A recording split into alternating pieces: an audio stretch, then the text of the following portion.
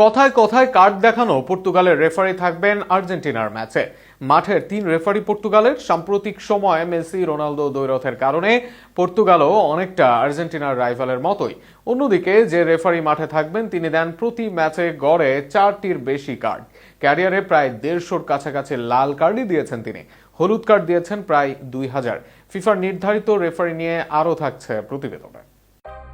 বিশ্বকাপের কোয়ার্টার ফাইনালে আর্জেন্টিনা ও সুইজারল্যান্ডের বহুল প্রতীক্ষিত লড়াইয়ের আগে ম্যাচ পরিচালনার দায়িত্বপ্রাপ্ত রেফারিদের তালিকা প্রকাশ করেছে ফিফা।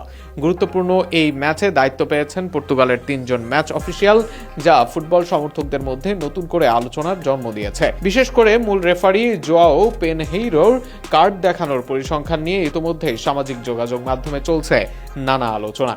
ফিফার ঘোষণায় জানা গেছে কানসাস সিটি স্টেডিয়ামে অনুষ্ঠিতব্য ম্যাচটির প্রধান রেফারি থাকবেন 47 বছর বয়সী পর্তুগিজ কর্মকর্তা জোয়াও পিনহেইরো।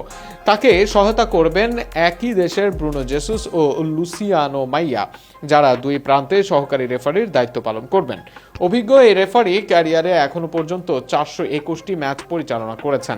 সে সময় তিনি দেখিয়েছেন 1886টি হলুদ কার্ড এবং 139টি লাল কার্ড, অর্থাৎ প্রতি ম্যাচে গড়ে প্রায় 4.5টি লাল কার্ড দেখানোর রেকর্ড আছে তার। কঠোর সিদ্ধান্ত নেওয়ার প্রবণতার কারণে ইউরোপীয় ফুটবলে তিনি পরিচিত একটি নাম। উয়েফার বিভিন্ন গুরুত্বপূর্ণ প্রতিযোগিতায় নিয়মিত দায়িত্ব পালন করলেও সম্প্রতি চ্যাম্পিয়ন্স লিগের একটি বিতর্কিত সিদ্ধান্তের জেরে সমালোচনার মুখে পড়েছিলেন পিনহেইরো।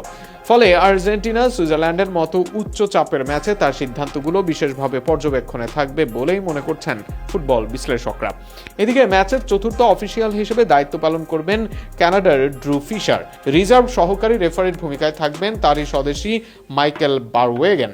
আগামী 12 জুলাই কানসাস সিটির মাঠে মুখোমুখি হবে ডিফেন্ডিং চ্যাম্পিয়ন আর্জেন্টিনা ও চমক জাগানো সুইজারল্যান্ড। শেষ 16তে মিশরকে 3-2 ব্যবধানে হারিয়ে কোয়ার্টার ফাইনাল নিশ্চিত করেছে লিওনেল মেসির দল। অন্যদিকে নাটকীয় টাই ব্রেকারে কলম্বিয়াকে বিদায় করে 72 বছর পর শেষ 8-এ জায়গা করে নিয়েছে সুইজারল্যান্ড। বিশ্বকাপের গুরুত্বপূর্ণ এই লড়াইয়ে দুই দলের পারফরম্যান্সের পাশাপাশি রেফারিংও যে বড় আলোচনার বিষয় হতে পারে ম্যাচের আগে প্রকাশিত অফিসিয়াল তালিকায় সেই ইঙ্গিত দিচ্ছে।